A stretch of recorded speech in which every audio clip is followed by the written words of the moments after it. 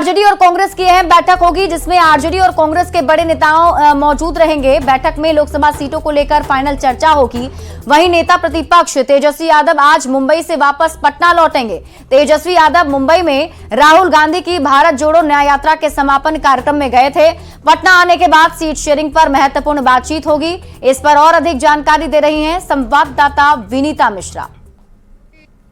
प्रतिपक्ष के नेता तेजस्वी यादव आज वापस पटना लौट रहे हैं। आपको बता दें कि राहुल गांधी के कार्यक्रम में शामिल होने वो पटना से मुंबई गए थे, लेकिन आज शाम में वो वापस पटना आ रहे हैं।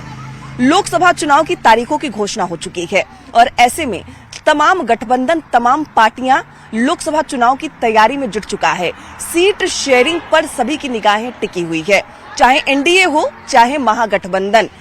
महागठबंधन की तरफ से भी सीटों को सुलझाने की कोशिश की जा रही है, पार्टी को मनाने की कोशिश की जा रही है। और उसके मद्देनजर चर्चा ये भी है कि आज दिल्ली में राजद, कांग्रेस और इंडिया एयरलाइंस के अन्य घटक दलों की महत्वपूर्ण बैठक भी दिल्ली में हो सकती है। तेजस्वी यादव आज शाम में पटना पहुंचेंगे और ऐसे में अन्य पार्टियों के साथ बातचीत होगी। जो पार्टी नाराज है उसे मनाने की कोशिश भी की जाएगी। सीट शेयरिंग का फॉर्मूला सुलझाने की कोशिश की जाएगी। दूसरी तरफ एनडीए के जो घटक दल हैं, मुकेश सहनी हो या फिर पशुपति कुमार पारस, उन्हें भी इंडिया एयरलाइंस गठबंधन में लाने की जो कोशिश है, पाला बदलवाने की जो कोशिश है, उस पर भी काम किया जा रहा है। कोशिश ये है कि वो महागठबंधन की तरफ आ जाए। दूसरी तरफ महागठबंधन की जो तमाम पार्टियां हैं जिनकी सीटों की डिमांड है, किस पार्टी को कितनी सीट मिलेगी, आने वाले 1-2 दिनों में ये साफ हो जाएगा।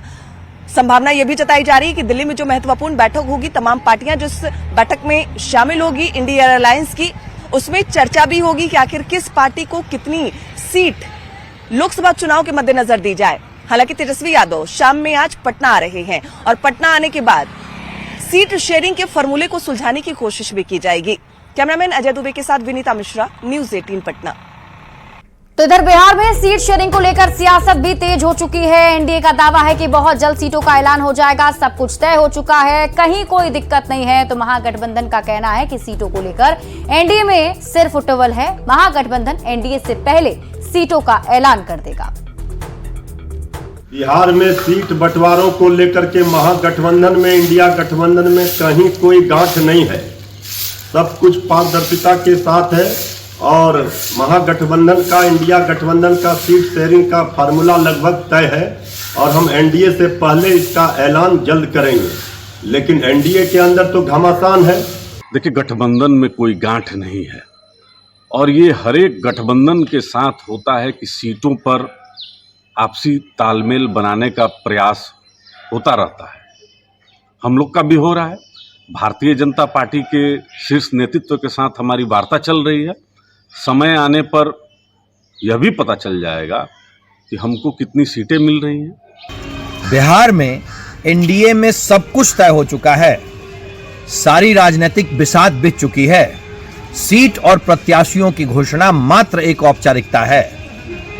एनडीए एक मजबूत परिवार है और इस परिवार के एक मजबूत मुखिया हैं।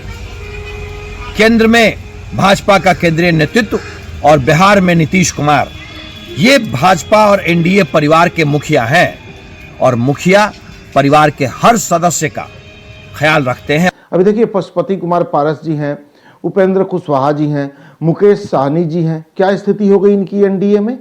ये वहां बुरी तरह से अपमानित किए जा रहे हैं। अब अपनी अपनी मजबूरियां हैं, वहां बने हुए अलग मसला है। तो ये गठबंधन तो इस चुनाव में खत्म हो गया समझिए। हमारे गठबंधन में स्थिति अभी ठीक है और आप देखिए 1 से 2 दिनों में हम सीटों का बंटवारा भी करेंगे और 1 हफ्ते के भीतर उम्मीदवारों का ऐलान भी कर लेंगे।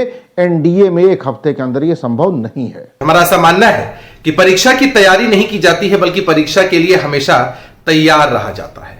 हमारी पार्टी, हमारा गठबंधन हमेशा जनता के बीच रहता है। रहा सवाल सीटों के बंटवारे का, तो बहुत जल्द समन्वय के साथ सभी पार्टियों के बीच सीटों का बंटवारा हो जाएगा और जनता अपना आशीर्वाद हमें ही देगी। दूसरी तरफ महागठबंधन का गुरबा है, जहां इतनी नूरा कुश्ती है, सीटों का बंटवारा इतना मुश्किल है। कांग्रेस के लोग याचक के रूप में राजद से